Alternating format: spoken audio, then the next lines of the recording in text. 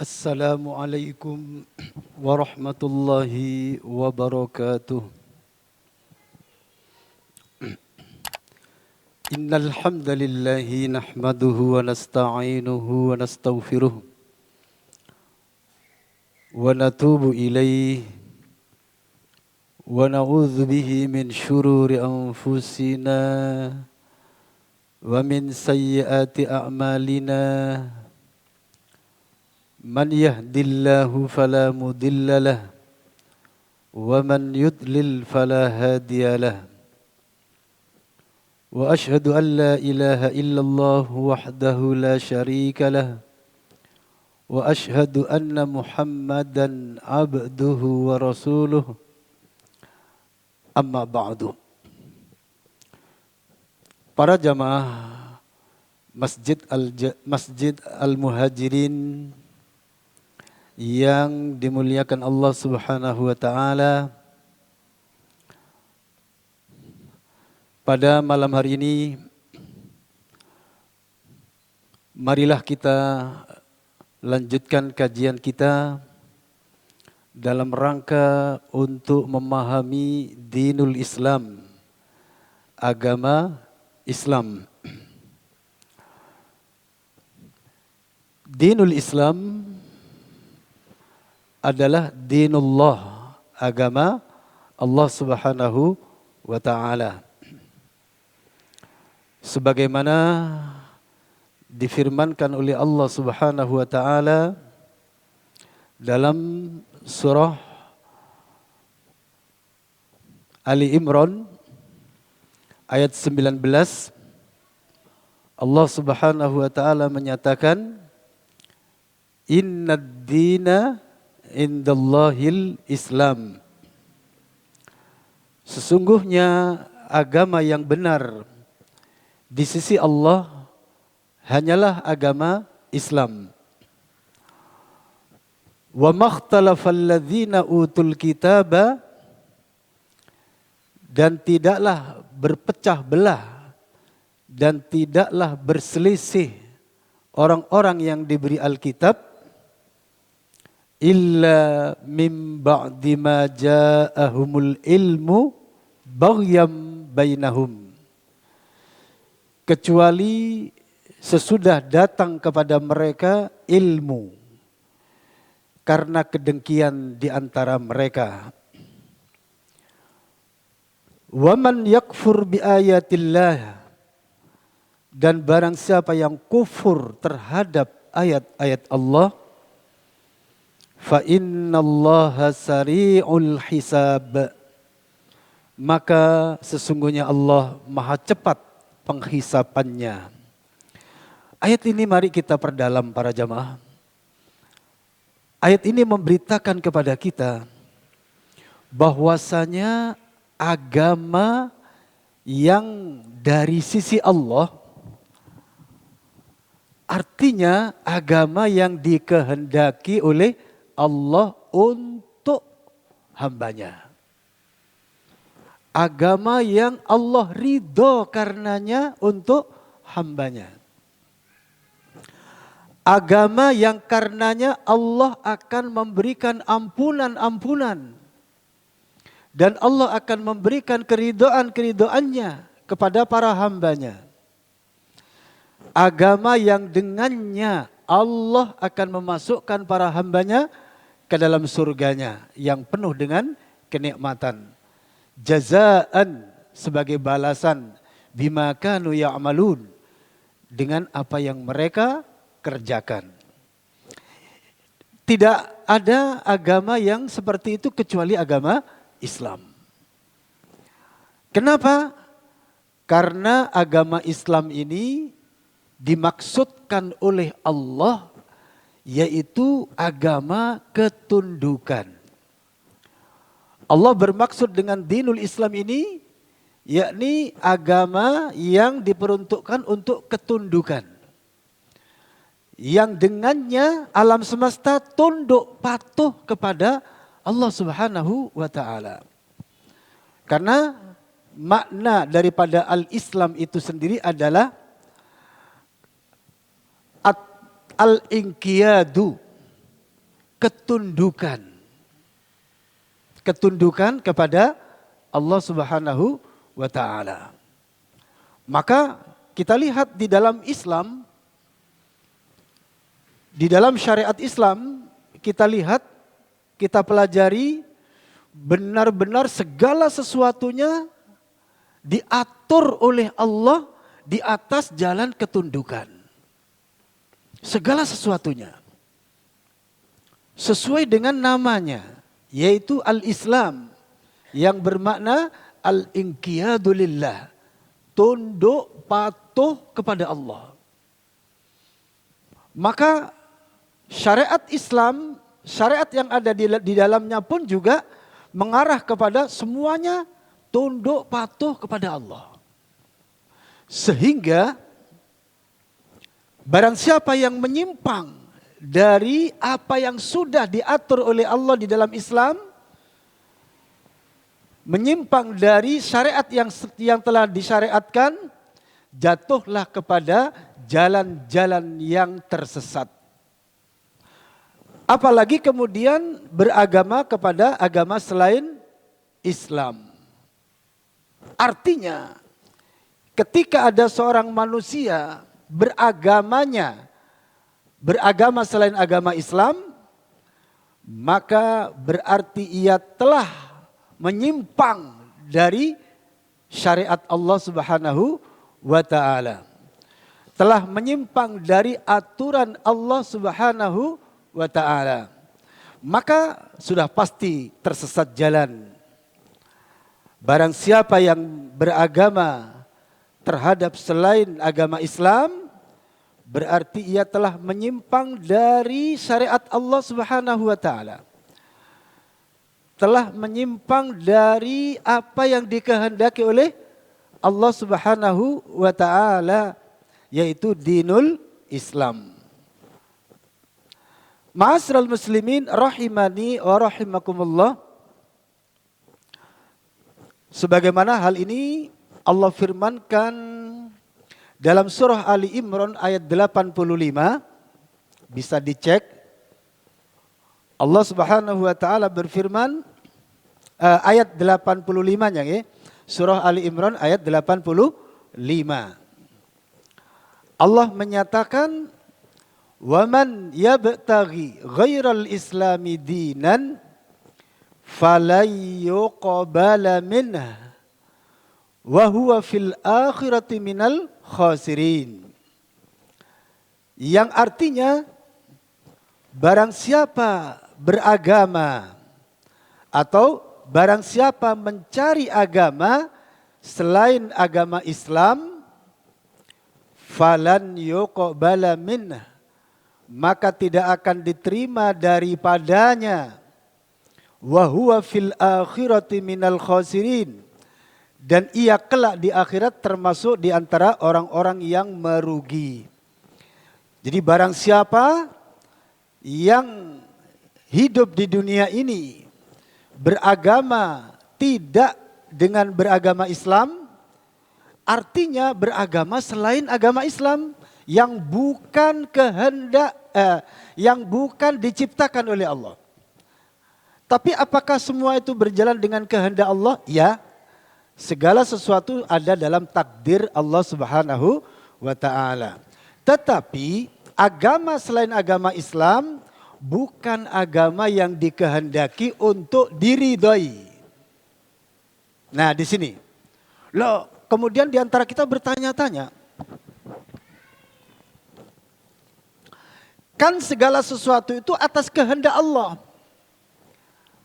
Pernyataan ini benar atau salah? Benar. Tidak ada yang terjadi di alam semesta ini melainkan terjadi karena kehendak Allah. Tetapi di antara kehendak Allah itu ada yang Allah meridainya dan di antaranya ada Allah tidak meridainya. Karena dijadikan oleh Allah sebaliknya, yang dari kebenaran itu adalah untuk ujian. Ada benar, ada salah. Tentu agama juga demikian. Ada agama yang benar, ada agama yang salah. Kalau ada orang mengatakan, loh agama yang salah pun kan kehendak Allah. Jawabannya, iya, segala sesuatu di alam semesta ini tidak akan terjadi tanpa kehendak Allah. Tapi ingat, di sana Allah menciptakan, Allah menghendaki terjadinya Nabi Adam. Dan di sana pula Allah menghendaki terjadinya iblis. Nah, ini yang harus kita ketahui. Maka hendaknya manusia harus berpikir. Kehendak Allah itu ada dua. Ada baik, ada benar. Ya, ada Nabi Adam, ada iblis. Kan begitu. Agama juga demikian. Munculnya agama-agama selain Islam tanpa kehendak Allah, tanpa izin Allah enggak terjadi. Tapi terjadinya karena Allah menghendaki adanya agama lain. Untuk apa? Yaitu tadi. Sudah pasti berdiri di atas benar dan salah. Nah, ketika yang benar, maka yang benar itulah agama Islam. Dan yang lain adalah agama yang tidak benar. Akal kita harus berpikir selanjutnya. Di antaranya adalah perbedaan antara agama Islam dengan agama selain Islam, perbedaannya sangat jauh. Sehingga akal sehat kita, selama akal sehat itu dipergunakan dengan baik dan benar, tidak akan mungkin menerima agama selain agama Islam. Ketika akal sehatnya dipergunakan dengan sebenar-benarnya, didasari atas ingin mencari ridho Allah Subhanahu wa taala, maka sudah pasti agama Islamlah yang benar. Perbedaan antara Islam dan selain Islam sangat luar biasa. Pertama, Islam hanya satu-satunya agama yang tunduk patuhnya,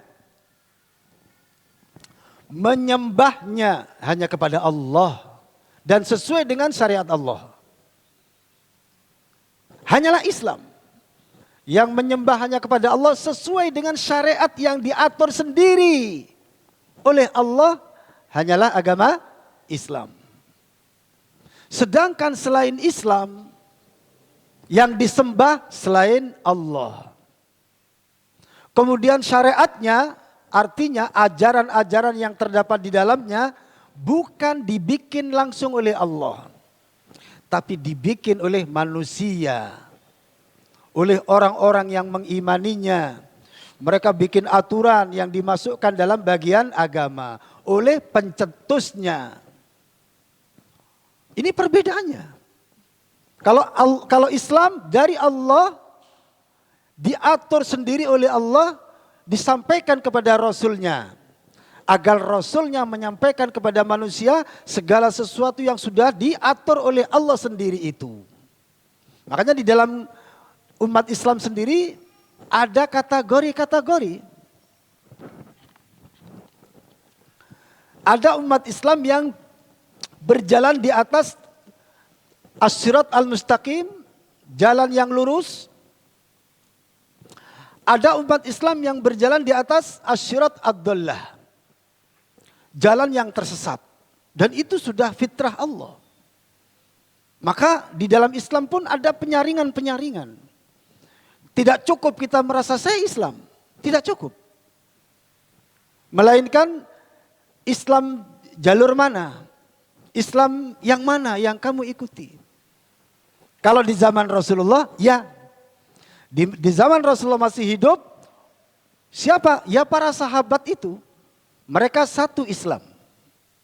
Satu Islam, satu kepercayaan, satu syariat, satu jalan, satu ikutan. Itu para sahabat. Dan tidak ada sahabat yang berpecah. Mana ada cerita sahabat, di antara sahabat misalnya bikin partai keadilan misalnya. Ada gak kira-kira? Yang satunya bikin partai kebangsaan. Gak ada. Semuanya satu. Dan tidak neko-neko. Tidak ada yang membuat partai-partai. Tidak terjadi di masa sahabat, terjadinya kelompok-kelompok, golongan. Tidak ada. Kalau soal muhajirin dan ansor hanya sebatas Muhajirin yang mengantar Nabi hijrah ke Madinah, sedangkan Ansor adalah kaum penolong yang menyambut datangnya Rasulullah dan Muhajirin. Hanya itu saja. Tidak ada perbedaan dalam urusan agamanya. Makanya kemudian para sahabat dijadikan oleh Allah sebagai tolok ukur kebenaran. Kenapa? Karena memang di zaman sahabat, silahkan lihat sejarah, silahkan. Tidak terjadi yang namanya penyimpangan dari Quran dan sunnah Nabi. Tidak terjadi. Apalagi di zaman wahyu masih turun. Sangat-sangat tersaring kalau ada kesalahan. Makanya sunnah itu kemudian dibagi 3. Ada sunnah qauliyah, sunnah yang melalui sabda-sabda Nabi. Ada sunnah fi'liyah, sunnah yang dari perbuatan Nabi, gerakan-gerakannya, keluar rumah, masuk masjid, keluar masjid, masuk WC, keluar WC, gerakan-gerakannya disebut sunnah fi'liyah. Ada sunnah takririyah. Nah, ini yang melebar terhadap umumnya para sahabat, meluas. Sunnah ketetapan, di mana ketika wahyu masih turun, apa saja yang terjadi di kalangan sahabat, Nabi sendiri yang akan menghukuminya. Antara boleh dan tidak bolehnya. Wallahi para jamaah. Inilah Islam. Kita harus memahami Islam, jangan sembarangan. Di zaman Nabi, wahyu masih turun. Apapun yang terjadi di sahabat, di alam sahabat, Nabi sendiri sudah menghukuminya. Ini boleh, ini tidak boleh. Dan itu sudah selesai masalahnya. Sehingga kaum muslimin, apapun yang terjadi setelah para sahabat, tetap tidak memasukkan kepada bagian daripada Islam. Kalau sekedar pendapat. Pendapat ya pendapat. Karena Islam sudah ada. Islam ini paket dari langit. Betul gak kira-kira? Bukan paket data, bukan. Pakai data nanti bisa YouTube, bisa sembarangan. Islam itu paket yang sudah lengkap dari Allah. Diturunkan, memang turunnya tidak langsung. Tidak. Tapi tadrijian. Setahap demi setahap. Seukuran dengan karena memang pemberlakuan syariat Islam yang akan dipakai sampai hari kiamat. Dan sifatnya internasional itu beda. Allah turunkannya dengan sebelumnya. Kalau sebelumnya misalnya syariat Taurat, Allah turunkan jumlatan wahidatan. Sekaligus jumlah ger. Sekian syariat itu langsung Musa bawa pada umatmu. Kalau seandainya berupa perkataan boleh dipahami seperti itu. Jadi sekian hukum langsung diamalkan saat itu pula. Bagaimana caranya? Makanya memang syariat Taurat tidak untuk seterusnya. Melainkan dalam batasan waktu tertentu. Sampai datangnya Injil. Jadi Taurat itu sampai ke Injil pelaksanaannya. Jadi Zabur itu adalah meneruskan. Sampai Injil datang, maka mungkin sebagian masih dilaksanakan, mungkin sudah tidak. Maka begitu juga Injil turun langsung sekaligus. Berapa hukum? Ya ribuan hukum urusan dunia seumumnya. Makanya kemudian Injil pun memang tidak untuk selamanya. Tidak untuk selamanya. Dan itu pun untuk kaum tertentu. Yaitu kaum Bani Israel. Memang para jamaah kaum Bani Israel itu banyak ulah, banyak tingkah. Ibadahnya pun juga sepertinya diperberat oleh Allah. Bani Israel itu diperberat ibadahnya. Wallahu ta'ala alam, apa karena mereka itu banyak menyelisih para nabinya? Karena mereka itu ibaratnya pagi beriman, sore kafir. Itu mereka. Nabi Musa sampai kewalahan menghadapi mereka. Ini. Di antara kesulitan-kesulitan itu apa? Di antaranya adalah diharamkan dari daging sapi itu sekian persennya yang dihalalkan cuma sedikit persennya. Di antaranya lagi ada beberapa makanan, beberapa daging yang dilarang. Di antaranya lagi sholatnya berapa sehari semalam? 50 waktu. Luar biasa itu. Nabi Musa sendiri mengatakan pada waktu Isra dan Mi'raj, umatku saja banyak enggak melaksanakan, kata beliau.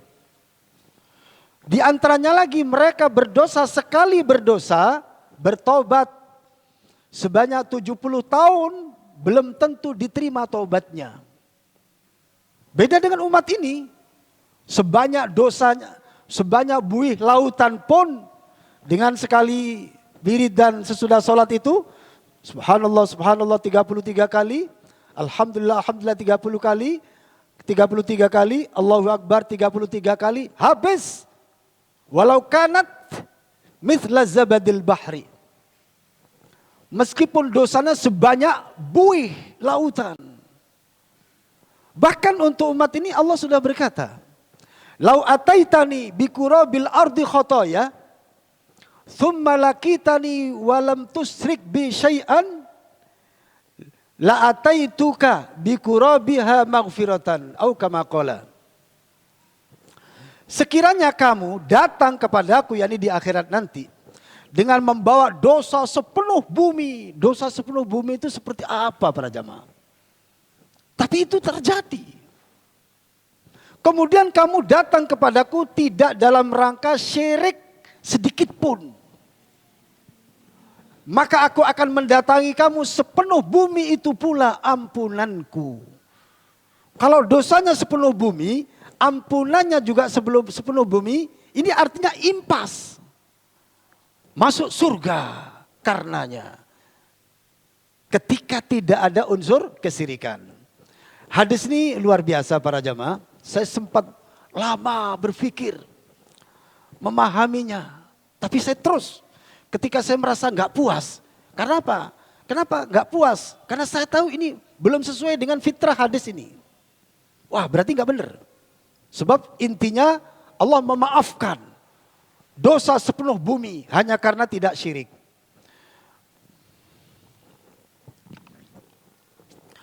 Kemudian saya mencoba mempelajari tentang hakikat dosa. Dosa itu memang tidak sepenuhnya para jamaah mengandung kesyirikan. Ya sekedar lirikan matamu, ada syiriknya enggak? Enggak ada. Enggak ada. Sekedar mendengarkan suara sumbang, enggak ada. Sekedar nempeleng orang, enggak ada syiriknya di situ. Cuma permasalahannya setelah saya dalami tentang dosa. Semakin jauh dosa itu tetap pada akhirnya akan bersinggungan dengan kesyirikan. Kecil ataupun besar. Awal tidak, sekedar memandang, tidak. Sekedar mencuri, tidak. Tapi lama-lama gimana caranya supaya mencuri gak ketok moto. Nah gitu. Artinya apa? Ngilang. Lah kalau sudah seperti itu ada syiriknya enggak nanti? Pasti itu sudah. Bagaimana mencuri yang kira-kira profesional? Orang tidak mengira bahwa itu mencuri misalnya. Terus nanti itu akan bersinggungan dengan sihir ini, dengan sihir itu. Terus akan bersinggungan. Maksiat apapun nanti ujung-ujungnya pasti akan tersentuh oleh kesyirikan. Makanya Al-Quran maupun As-Sunnah secara umum melarang kita dalam urusan kemaksiatan apa? Dalam urusan dosa, tinggalkan dosa walaupun kecil. Dalam syair Ibnul Mu'tah dikatakan, khallidz dzunuba saghiraha wa kabiraha dzakat tuqa. La tahkiran nasaghiratan innal jiba laminal hasa. Artinya, khallidz dzunuba, tinggalkan dosa-dosa itu. Saghiratan wa kabiratan. Kecil apalagi dosa. Dzakat tuqa, itulah takwa. Ada yang belum saya baca tadi. Wasna kamashin fauqa ardis syauki ma yara. Berbuatlah, kalau saya artikan hiduplah atau berlaku hiduplah seperti orang yang berjalan di atas jalan yang berduri.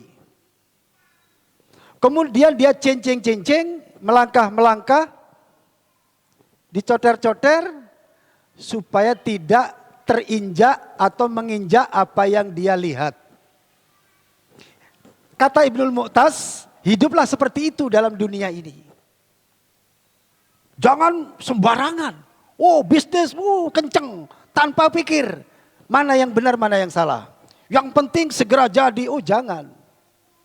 Kita hidup sederhana lebih baik daripada segera jadi. Jangan seperti yang ada di pinggir-pinggir jalan itu. Yang penting happy. Ada gak? Itu jen-jen itu loh. Yang ada di rokok-rokok itu loh. Yang penting happy. Hidup bukan yang penting happy. Hidup ini adalah dalam rangka mencari ridho Allah Subhanahu wa ta'ala. Itu yang harus diperkuat di hati kita. Hidup ini dalam rangka mencari ridho Allah Subhanahu wa ta'ala. Itu yang harus menjadi landasan berpikir kita. Agar kita berhati-hati dalam segala hal. Termasuk berhati-hati dalam beragama. Dalam berislam. Islam tidak sembarangan. Islam ini tidak sembarangan para jamaah. Terbukti di dalam umat Islam sendiri macam-macam. Mulai dari Islam apa itu? Ahlus sunnah wal jamaah sampai anus. Anus itu apa? Islam Nusantara. Ada Islam sejati, ada Islam kejawen, ada Islam Syiah. Ada Islam apa namanya? Sufiyah. Macam-macam. Loh kok bisa terjadi? Itu kenyataannya dan memang Allah sudah menyatakan itu. Di ayat ini saja di Ali Imran 19 Allah menyatakan bahwa agama yang tadinya dari Allah itu cuma satu, yaitu Islam. Kemudian terjadinya perpecahan Yahudi, Nasrani dan macam-macamnya itu kapan?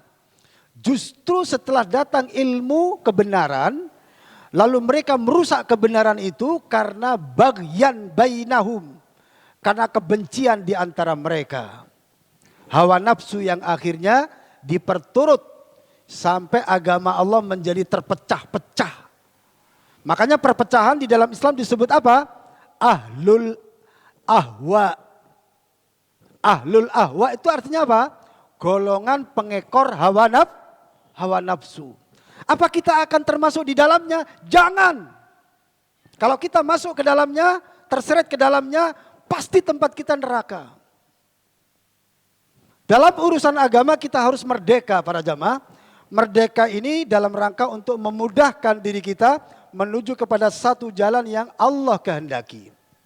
Karena kalau kita tidak merdeka, sulit untuk mencapai yang benar. Tidak merdeka itu contohnya apa? Anda masih mencalonkan diri untuk jadi ketua misalnya di suatu golongan. Ini ada organisasi. Anda masih mencalonkan diri jadi ketua. Berarti Anda masih mengikut-ngikut di situ. Bagaimana Anda bisa mencapai kemerdekaan untuk mencapai wa ma umiru illa liya'budullaha mukhlisina lahuddin. Bagaimana kita bisa mencapai kemurnian? Sementara dalam surah Al-Bayyinah ayat 5 Allah mengatakan apa? Wa ma umiru, dan tidaklah mereka diperintah illa liya'budullaha, kecuali hanya agar mereka menyembah hanya kepada Allah, terus mukhlisina lahuddin, yang dengan mengikhlaskan agamanya karenanya. Bagaimana ketika kita masih masuk misalnya masih menjadi ketua di salah satu golongan? Bagaimana bisa mencapai mukhlisina lahuddin? Tidak, karena sudah berpecah. Islam ya golongan. Ya, akhirnya apa? Golongan lebih diperjuangkan. Betul nggak kira-kira? Jaketnya gambarnya golongan. Kaosnya gambar golongan.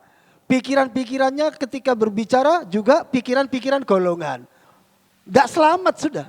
Karena Allah sudah cap itu. Orang yang memang masih dalam urusan agama masih belum merdeka. Belum memerdekakan diri bebas dari tekanan apapun. Bebas dari golongan apapun. Berarti dia masih belum merdeka. Sampai kepada apa? Mukhlisina lahuddina hunafa'a. Mengikhlaskan diri kepadanya dalam beragama dengan lurus. Dengan lurus. Atau dalam kata lain para jamaah, ini sengaja saya utarakan dan sengaja dalam kajian di sini, saya selalu mengambil tema ini karena saya juga kepingin lebih memperdalam keislaman dan juga para jamaah, saya harapkan demikian juga. Yang lain mungkin ngambil fikih, mungkin ngambil apa kah? Saya senang mengambil ini para jamaah. Kalau dalam perkataan lain yang mudah, marilah dalam beragama Islam ini seperti sahabat beragama Islam. Ini dalam kata lain. Insya Allah ketika kita sudah punya prinsip yang satu ini, pasti agama kita selamat.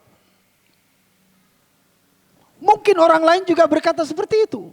Kelompok A mengatakan, loh saya kan juga cinta sahabat. Saya kan juga kepingin seperti sahabat dalam beragama. Mungkin gak berkata seperti itu? Mungkin wong mereka itu sampai dalam ibadahnya, wah saking semangatnya seakan-akan kita ini gak ada apa-apanya.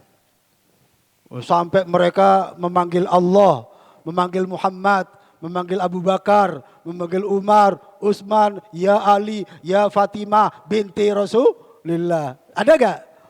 Ya Allahu ya. Terus Muhammad. Apa Mojokerto gak ada Pak? Ya Aba Bakrin, ya Siddiq. Terus ya Umar, ya Utsman, ya Ali. Terus Siti Fatimah binti Rasulillah. Siti lagi. Siti itu kan Mojokerto. Apa ono di Arab Siti? Akhirnya Siti, Ukhti Siti ada gak di Mekah? Gak ada kecuali TKW yang datang ke sana. Kebetulan namanya Siti Munawaroh. Maka dipanggil Ukhti Siti, ya gitu. Kalau orang Mekah sendiri mah nggak mengerti Siti itu apa gitu. Kalau City Tour ya kota-kota tour lah gitu. Subhanallah para jamaah, ini umat Islam Indonesia sampai saat ini tidak menyadari pujian ini pujian yang paling sesat di muka bumi. Wallahi terjadi di masjid-masjid kita. Coba Allah dipanggil bersama makhluk. Wahai Allah, wahai Muhammad, wahai Abu Bakar, wahai Umar, wahai Ali, wahai Siti Fatimah dipanggil jejer bareng-bareng. Ayo ke sini bareng-bareng. Datanglah kepada aku. Betul gak kira-kira? Hah? Kan seperti itu seakan-akan. Betul gak? Ya Allah, ya Muhammad, ya Abu Bakar, ya Umar, Siti Fatimah binti Rasulullah. Panggil semuanya. Apa boleh? Ya Allah. Tidak boleh para jamaah. Ini kalau menurut saya, ini pujian yang paling sesat di muka bumi. Karena telah mensekutukan Allah dengan Muhammad, Abu Bakar, dengan Siti Fatimah. Telah dijajarkan, bersekutu, bersama-sama. Ini asyrakus syirki. Syirik yang paling besar. Nah ternyata terjadi di tengah-tengah umat Islam. Para kiai juga tidak ada yang menghalanginya. Seakan apalagi kalau suaranya enak gitu, terhasut oleh suara. Padahal maknanya sangat tersesat. Baik para jamaah silakan diadzani dulu, sudah waktu masuk adzan. Para jamaah kita lanjutkan kajian kita. Jadi intinya bahwasanya di dalam Islam hendaknya kita benar-benar harus hati-hati. Di banyak sekali jalan-jalan yang mengatasnamakan diri sebagai Islam. Maka kita harus berpikir bagaimana Islam kita seperti Islamnya para sahabat. Di mana para sahabat dalam sejarah tidak pernah melakukan kesalahan dalam urusan agama. Melakukan kesalahan itu contohnya apa? Membentuk golongan sendiri, membentuk majelis yang ritualnya sendiri tanpa yang diajarkan oleh Rasulullah SAW. Itu tidak terjadi. Dan kalau terjadi bukan dari para sahabat, tetapi dari para tabi'in. Tabi'in yang sesat. Apa ada? Ada. Tapi mereka kemudian, para tabi'in ini kebanyakan, wallahu ta'ala alam, bisa juga 99% bertobat. Seperti misalnya terjadinya kelompok yang berzikir ya menyimpang dari sunnah Nabi. Lantas datang sahabat dan menegur mereka agar mereka bertobat. Walaupun setelah itu terus terjadi. Maka sampai munculnya Torekot Sufia. Torekot Sufia itu ada berapa di muka bumi ini? Wallahu ta'ala a'lam. Ribuan di Indonesia saja. Ada seorang kiai yang namanya masyhur, muridnya banyak, bikin torekot. Nah, seperti itu. Ya, bisa-bisa sedikit punya kekuatan, bikin lagi golongan tersendiri. Seperti itu.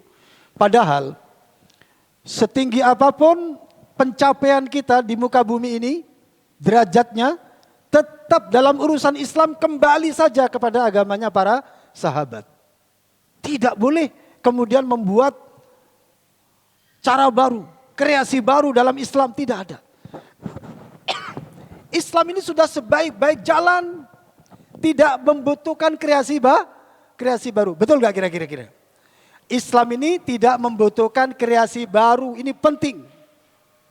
Setinggi apapun kita, pengetahuannya dan lain sebagainya, jangan membuat kreasi baru dalam urusan Islam. Kalau kita membuat kreasi baru, bahkan dianggap paling bagus, itu artinya kita ini menganggap lebih baik daripada Rasulullah Sallallahu Alaihi Wasallam. Kita ini menganggap lebih baik daripada sahabat Rasulullah Sallallahu Alaihi Wasallam. Rasulullah itu sudah hamba Allah yang paling baik dalam urusan Islam dan urusan kreasi Islam. Kalau seandainya boleh dibahasakan begitu. Rasulullah lah yang paling baik. Makanya di dalam Islam itu segala sesuatunya harus taatlah kepada Rasul. Betul gak kira-kira? Segala sesuatunya kembalikan kepada Rasulullah dan para sahabatnya. Kenapa? Karena mereka sebaik-baik pelaksana Islam ini. Kita tidak boleh, seberapapun tinggi kita, tidak akan pernah lebih baik daripada Rasulullah dan para sahabatnya. Karenanya kita wajib kembali siapapun kita. Wajib itu. Oh, gelarnya S itu paling tinggi berapa itu? S1, S2, S3. Oh misalnya sampai S10 misalnya. Oh saking hebatnya. Tetap tidak boleh membuat kreasi baru dalam Islam. Membuat kreasi baru itu artinya membuat ritual baru, cara baru yang tidak dari Rasulullah Sallallahu Alaihi Wasallam. Itu kreasi baru namanya. Tetap salah. Apa salahnya? Lo yang bawa Islam ke dunia ini siapa? Yang membawa dari langit ke bumi, malaikat Jibril. Dari malaikat Jibril ke Nabi Muhammad, baru kemudian kepada para sahabat dan kepada manusia berikutnya. Lantas ada orang membuat kreasi baru mengatasnamakan Islam. Dari mana pengesahannya? Pembenarannya dari mana? Pemutus hukumnya dari mana? Tidak para jemaah. Kita diuji, dalam Islam ini kita diuji. Sekian lama kita tidak bertemu dengan Nabi. Kemudian muncullah macam-macam cara. Nah saat itulah iman kita diuji. Liyabluwakum ayyukum ahsanu amala. Untuk menguji kalian. Siapa di antara kalian yang paling baik amalannya. Jadi para jamaah dalam urusan agama. Jangan macam-macam. Siapapun kita. Mari kembalikan kepada yang dari Rasulullah dan para sahabatnya seperti apa. Terus kemudian hal yang menunjukkan bahwa para sahabat itu tidak pernah melakukan kesalahan dalam urusan agama, sampai-sampai Allah jadikan para sahabat itu ikutan yang benar. Ikutan yang dengannya Allah akan meridai kita. Silakan dibuka surah At-Taubah ayat 100. Surah At-Taubah ayat 100. Di mana Allah Subhanahu wa taala berfirman, "Was-sabiqunal awwaluna minal muhajirin wal ansar walladzina ittaba'uuhum bi ihsan radhiyallahu anhum wa radu anhu wa a'adda lahum jannatin tajri tahtahal anhar khalidina fiha abada dzalikal fawzul azim." Artinya,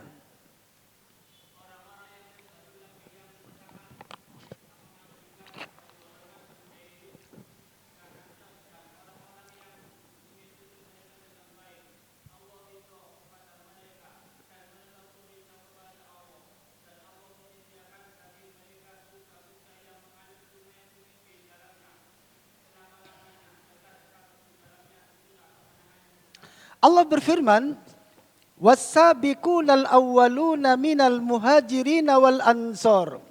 Dan orang-orang yang terdahulu, lagi yang pertama-tama di dalam Islam, dari kalangan muhajirin dan ansor, dan orang-orang yang mengikuti jejak mereka dengan sebaik-baiknya. Artinya apa? Ayat ini jelas, kalimat ini jelas. Artinya jalani Islam ini seperti keislaman para sahabat. Jangan nambah satu huruf pun. Jangan nambah, jangan mengurangi satu huruf pun dari agama mereka. Itu maksudnya. Apa derajat mereka? Radhiyallahu anhum. Allah ridho kepada mereka. Waradu'an, dan mereka pun ridho kepadanya. Dan Allah sediakan bagi mereka taman-taman surga yang mengalir di dalamnya sungai-sungai.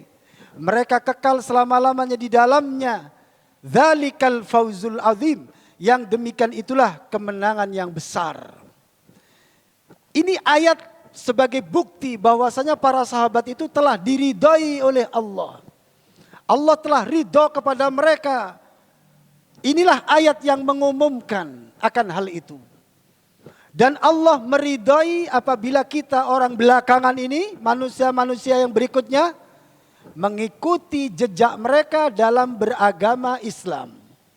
Dalam melaksanakan Islam, mengikuti mereka. Tidak nambah dari agama mereka, tidak mengurangi dari agama mereka. Dengan demikian Allah akan memberikan ridhonya. Ini ayatnya. At-Taubah ayat 100. Sebenarnya para jamaah, kalau saya setelah berpikir ke arah seperti ini, karena pada tahap pencarian keislaman itu luar biasa, saya mencoba mengarahkan diri kepada Islam yang sesungguhnya. Ya, patokan dulu dipegang gitu loh. Jangan ada unsur nafsu di sana. Maka ketemunya jalan ini. Sebenarnya untuk mencapai Islam yang benar itu mudah saja. Mudah. Ya, memang mudah. Betul itu. Apa diantaranya? Atiullaha wa atiur Rasul, selesai. Ikuti agama para sahabat, selesai. Kenapa para sahabat? Jelas wong mereka adalah manusia kedua setelah Rasulullah Sallallahu Alaihi Wasallam. Rasulullah tidaklah menyampaikan keislaman kecuali kepada mereka. Islam itu 100% disampaikan oleh Nabi kepada mereka. Kepada para sahabat ini. Apakah ada cerita Nabi Muhammad mengajarkan Islam langsung pada Imam Syafi'i? Halo, di mana? Di kitab mana?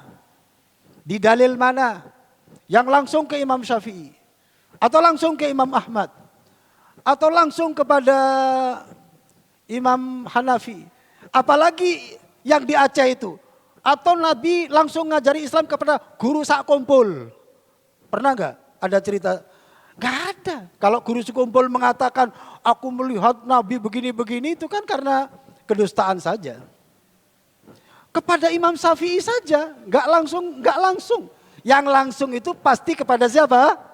Kepada sahabat. Makanya para sahabat di dalam urusan Islam harus kita jadikan sebagai tolok ukur kedua setelah Nabi SAW. Sesudah para sahabat, kalau benar agamanya sesuai dengan agama sahabat, sami'na wa ata'na.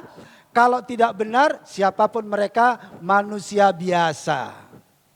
Loh iya tak? Iya. Imam Syafi'i, kalau benar sesuai dengan agamanya para sahabat, apa yang dikatakan? Sami'na wa ata'na. Tetapi kalau hanya sekedar datang dari Imam Syafi'i pun manusia biasa. Imam Ahmad misalnya sama saja. Pokoknya sesudah sahabat sama saja. Kalau benar sesuai dengan sahabat sami'na wa ata'na. Kalau tidak, mereka manusia biasa. Bahkan Imam Syafi'i pun pernah mengatakan, kalau ada perkataanku yang menyelisih perkataan Rasulullah SAW, maka buanglah perkataanku di belakang tembok. Fala qaula li ma'a Rasulillah SAW. Tidak ada apa-apanya perkataanku dibanding dengan sabda Rasulullah SAW. Itu Imam Syafi'i. Begitu juga para imam telah menegaskan seperti itu. Agar tidak diikuti dirinya semata-mata. Tapi diikuti diri mereka itu karena kebenarannya. Karena sesuai dengan dalil dari Al-Quran dan sunnah Rasulullah SAW. Maka dalam hal itu siapapun, sampai kepada kata Nabi dalam hadis yang panjang, sampai kepada budak Habsyi pun, kalau benar, sami'na wa ata'na. Ada seorang kiai, gak LC, gak MA, kenapa? Produk internal, produk gedek misalnya, Mojokerto, tapi lurus agamanya, benar sesuai dengan Quran dan Sunnah. Maka wajib kita ikuti sami'na wa ata'na. Karena kebenarannya, bukan karena sosok orangnya. Ma'asyiral muslimin rahimani wa rahimakumullah. Maka dalam pertemuan yang terakhir ini saya mengajak kepada kita semuanya, mari dalam urusan Islam jangan dipandang remeh.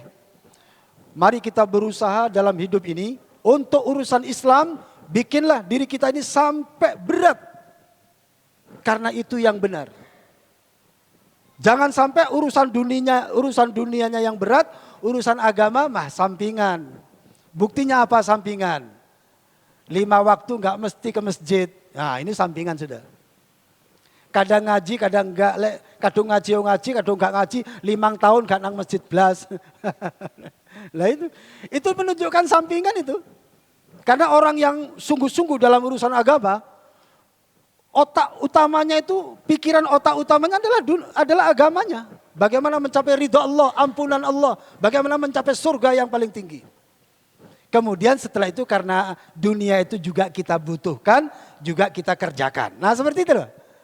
Ya. Apa boleh Ustadz dalam urusan dunia meteng-teng? Jawabannya gimana? Halo? Ya boleh.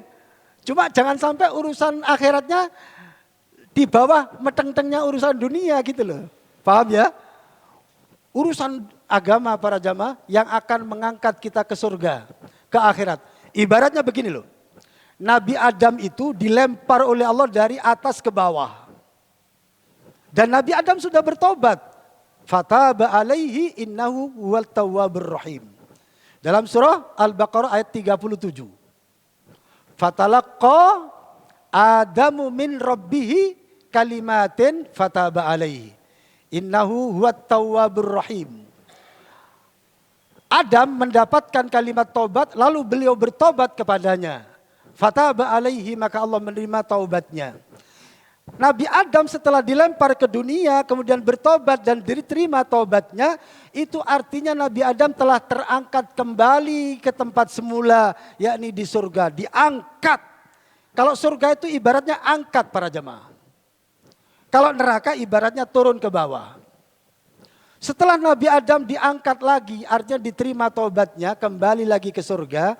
Yang ditinggal di dunia yang hina, dunyan rendah. Ini siapa? Di lembah dunia ini kita semua. Terus gimana tugas kita sekarang?